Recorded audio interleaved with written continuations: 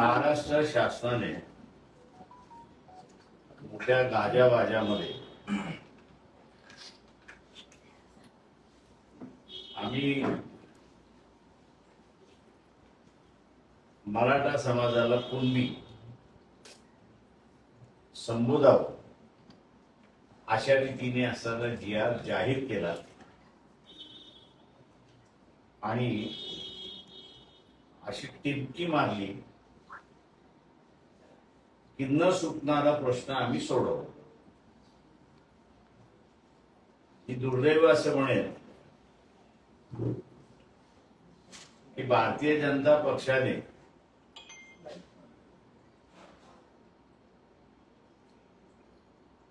सर्वांनाच फसवलं.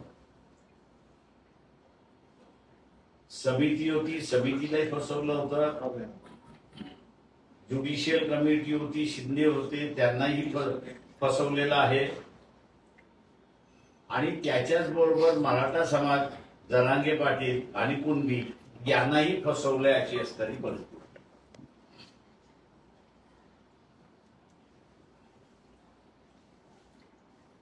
कोणाच्याच हाताला काही लागलं नाही अशी असणारी परिस्थिती. वंचित बहुजन आघाडीची जी भूमिका होती की ओबीसीचं आरक्षण ओबीसीलाच राहिलं पाहिजे आणि मराठा समाजाला आरक्षण द्यायचं असेल तर त्यांचं ताट हे वेगळं असलं पाहिजे, तरच मराठा समाजाला आरक्षण मिळू शकतं. ती भूमिका शासनाने घेतली नाही. तर शासनाने सर्व मराठा हे कुणबी समजावेत म्हणून असा जो जी.आर. काढला,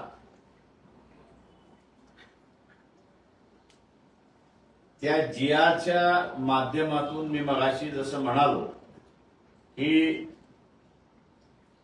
पूर्णपणे भारतीय जनता पक्षाने किंवा एकनाथ शिंदे असतील किंवा उद्धव ठाकरे असतील, या सगळ्यांना गंडवलं असं मी त्या ठिकाणी म्हणणार. फसवलं सुद्धा असं म्हणणार नाही, पण भारतीय जनता पक्षाने त्यांना पूर्णपणे गंडवलं असं मी त्या ठिकाणी म्हणणार आहे. आणि त्याचं कारण असं आहे की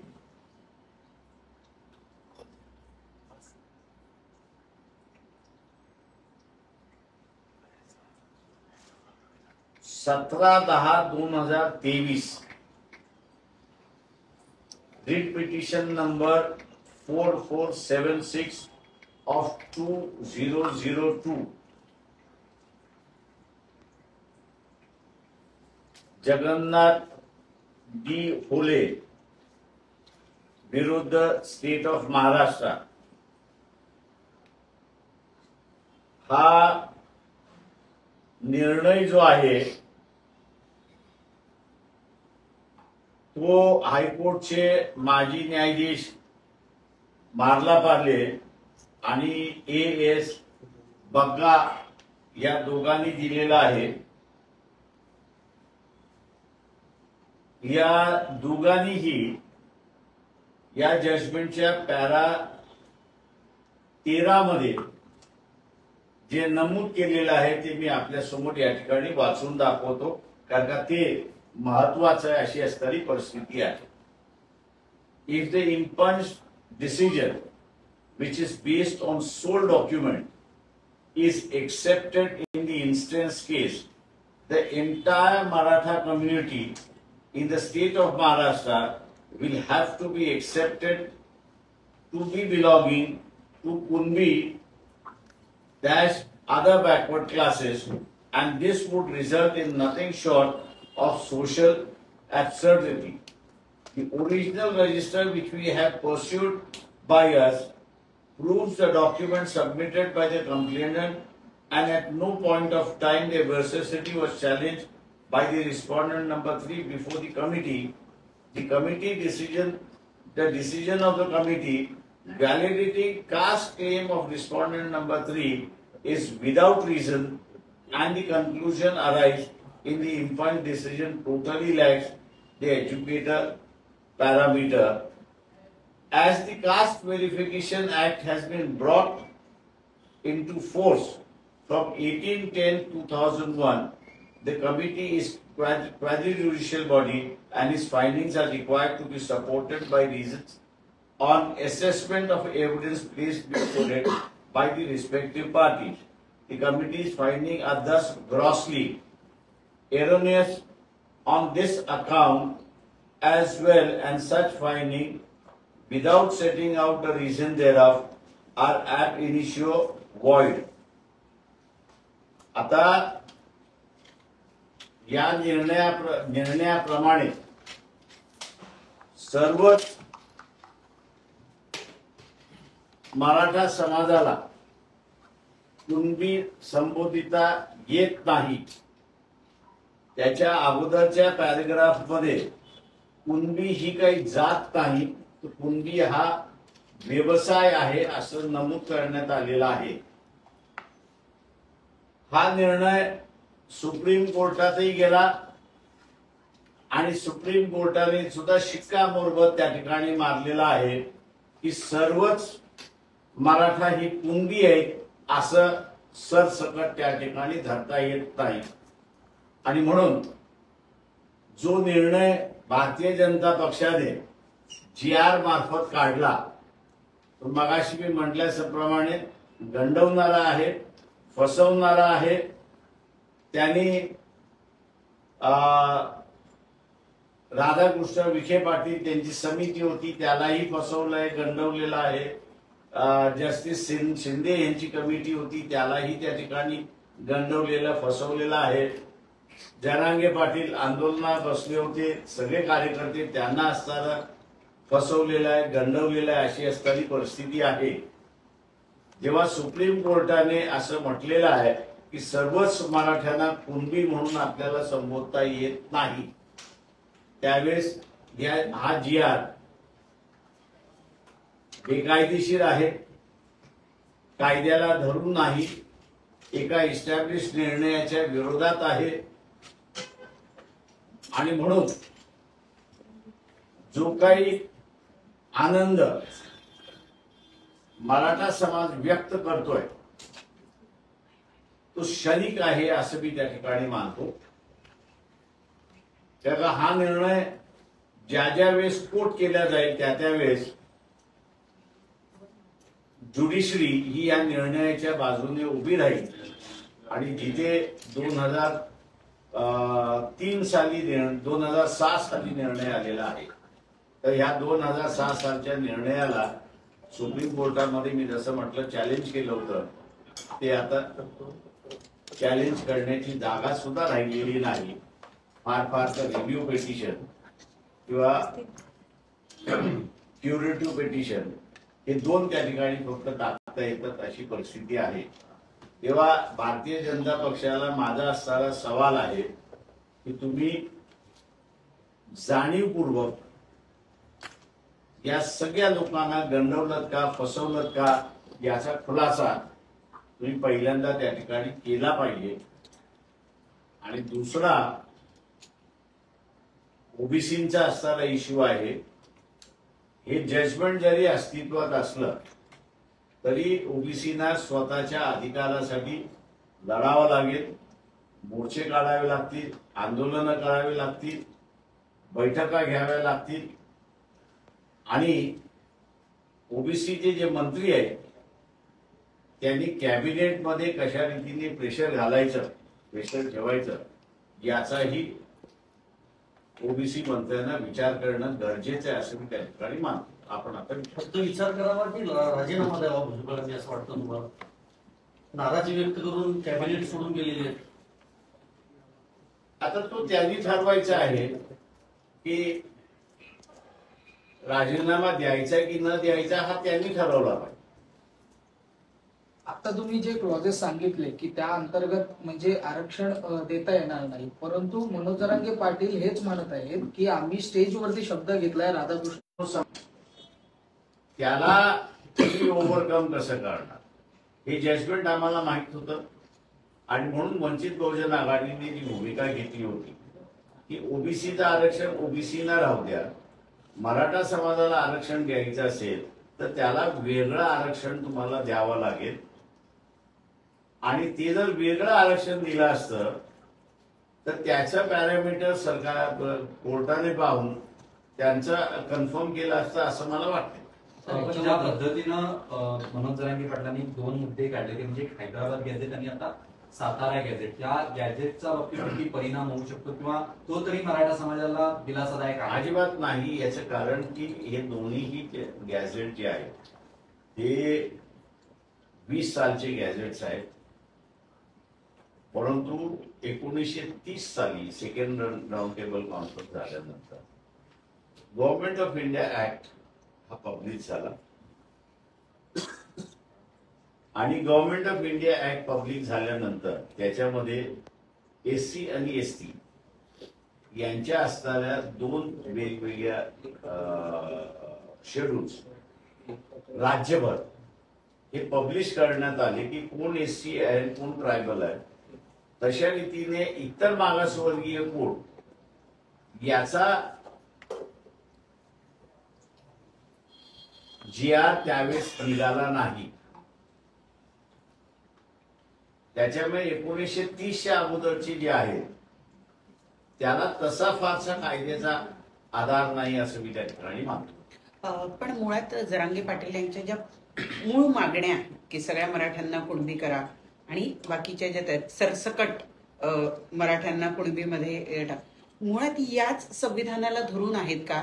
या मागण्या पूर्ण करण्यासारख्या आहे का की केवळ राजकीय दबाव तयार करण्यासाठी हे आंदोलन केलं जातं? मी सर आता आपल्या समोर माजी न्यायाधीश हायकोर्टाचे मारला पागले आणि बगाजी यांचं जजमेंट मी असताना आपल्या समोर वाचून दाखवलं.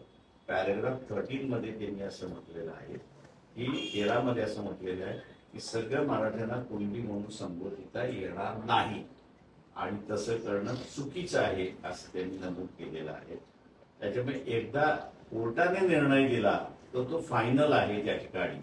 त्याच्यामुळे आता कितीही पब्लिकली आपण म्हणायला लागलो की सर्वच मराठा कुणबी आहे, कायद्याने त्याला काहीच अधिकार नाही अशी असणारी परिस्थिती आहे. पण मुख्यमंत्री आणि दोन्ही उपमुख्यमंत्री म्हणतायत आम्ही कायद्याच्या चौकटीत बसणारच आरक्षण देतोय, तसाच निर्णय घेतलाय, कायद्याचंच नाव पुढे दिलं जात आहे सरकारकडून. मी आपल्याला आता असताना जे जजमेंट आहे ते वाचून दाखवलेलं आहे. हे जे मुंबई हायकोर्टाचं जजमेंट जे आहे ते सुप्रीम कोर्टाने कन्फर्म करून दिलेलं आहे. त्याच्यामुळे आता सुप्रीम कोर्टापुढे असताना मी जसं म्हणालो की रिव्ह्यू पेटिशन नव्हतं किंवा क्युरेटिव्ह पेटिशन सुद्धा नव्हतं. त्याच्यामुळे हा निर्णय फायनल झालेला आहे.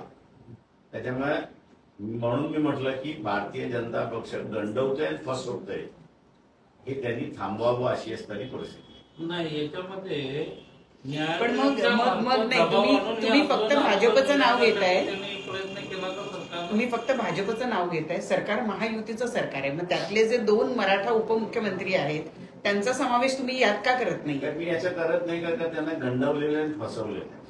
पण मग त्यांनाही कळत नाही, त्यांना कळालेलंच नाही. काल सुनील तटकरे म्हणाले माध्यमांशी बोलताना की आम्हाला GRचा अभ्यास करावा लागेल. याचा अर्थ अजित पवार यांच्या राष्ट्रवादीला विश्वासात घेतलं नाही असं म्हणायचं ते मला माहित नाही.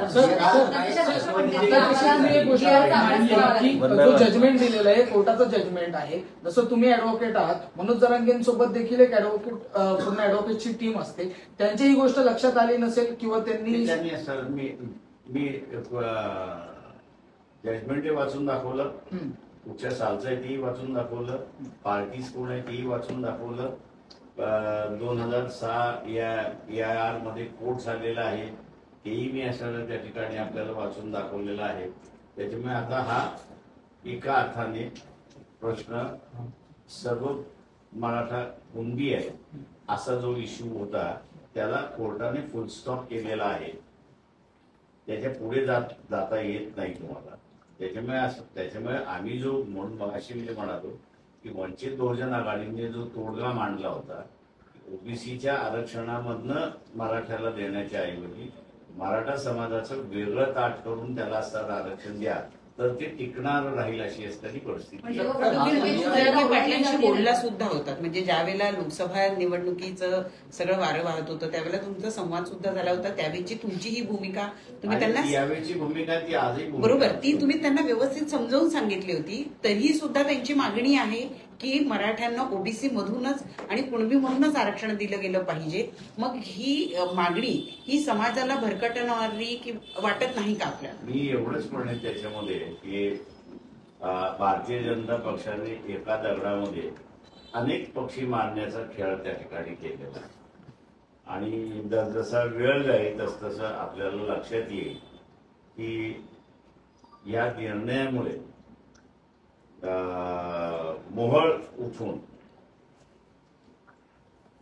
काही जणांना जे आरक्षण मिळत होतं कदाचित त्यांना आरक्षण मिळणार नाही अशी परिस्थिती आहे. म्हणजे सर, हा जो मोहळ तुम्ही बोलताय, येणाऱ्या स्थानिक स्वराज्य संस्था निवडणुकीला समोर ठेवून हे सगळं करण्यात आलं असं तुम्हाला, कारण त्या पद्धतीने ते दाखले तयार केले जातील आणि पुन्हा ओबीसी मधून आपण उमेदवार होऊ अशा प्रकारे तयार करणारी एक फळी तयार केली जाणार आहे. आता सर्टिफिकेट मिळालं तर मी ओबीसी मधून उभं राहणारच, ती कॉन्टेस्ट होणारच त्या सगळ्या याच्यामध्ये. आता या मारला बारलीच्या निर्णयाप्रमाणे स्क्रुटिनी कमिटीला जे आहे ते ज्यांच्या रेकॉर्डमध्ये मराठा आहे त्यांना कुणबी सर्टिफिकेट तुम्हाला देता येणारच नाहीये या निर्णयाप्रमाणे. त्याच्यामुळे नुसतं सर्टिफिकेट कॅन्सल होईल एवढं नाही, तर ज्यांनी व्हॅलिडिटी दिलेली आहे त्यांनी कोर्टाच्या निर्णयाला लावून व्हॅलिडिटी दिलेली आहे म्हणून त्याच्या विरोधात सुद्धा कारवाई होऊ शकते. सर, जे शिंदे समिती होती ज्यांनी सगळ्या नोंदी शोधून काढल्यात आणि हा जो GR निघाला त्याच्यामध्ये पण कुणबी मराठा आणि मराठा कुणबी ह्या असे याच्यामध्ये जर वंशावळ सापडली तर त्यांना ते दाखले ओबीसीचे दाखले देण्यात यावे असं स्पष्ट लिहिले. तर ते दाखले देण्यात आले तर ते कोर्टाच्या तांत्रिक बाजूने ते व्यवस्थित असतील किंवा ते टिकतील का? मी तुम्हाला असं जे वाचून दाखवलेलं आहे ते जजमेंट असं म्हणतं की सर्व मराठ्यांना कुणबी म्हणून संबोधता येत नाही. कुणबी हा कुणबीच, पण सर्वच मराठी कुणबी आहेत असं नाही. तेव्हा ज्याच्या सर्टिफिकेटवरती मराठा आहे त्याला माझा व्यवसाय हा कुणब्यांचा व्यवसाय होता हे त्याला सिद्ध करावं लागतं. आता शिंदे समितीनं जे 2.5 वर्षाचे काम केलं सर, 7,000 गावांमध्ये नोंदीच नाहीत आणि 2,500 पैकी जर 8,000 फक्त व्हॅलिड होत असतील, 2.5 लाखापैकी 8,000 फक्त व्हॅलिड होत आहेत, याला काय म्हणायचं? फसवेगिरी, याला फसवेगिरी. विकास करायचा नाही, ऑल्टरनेटिव्ह सोर्स ऑफ लाईव्हलीहूड हे निर्माण करायचं नाही. शासनाची तिजोरी फक्त लुटण्याच्या पलीकडे तिचा वापरच करायचा नाही. आणि मग बेरोजगारी वाढली की मग त्या बेरोजगाराला आरक्षणाचं गाजर हे त्याच्या पुढे नाचवायचं आणि तू उत्तीर्ण झाला की तुला नोकरी लागली. त्याच्यामध्ये त्याचं 30 वर्षाचं वय निघून जातं आणि मग तुझी 30 वर्ष झाली, आता तू नोकरीला अनफिट आहे, म्हणून मोकळा होत. म्हणजे तर थोडक्यात हे जे आरक्षण दिले ते कायद्यात टिकणारं नाहीये, बिलकुल टिकणार नाही. प्रश्न असा आहे की आंदोलन ज्या वेळेला सुरू होतं तर पहिले 4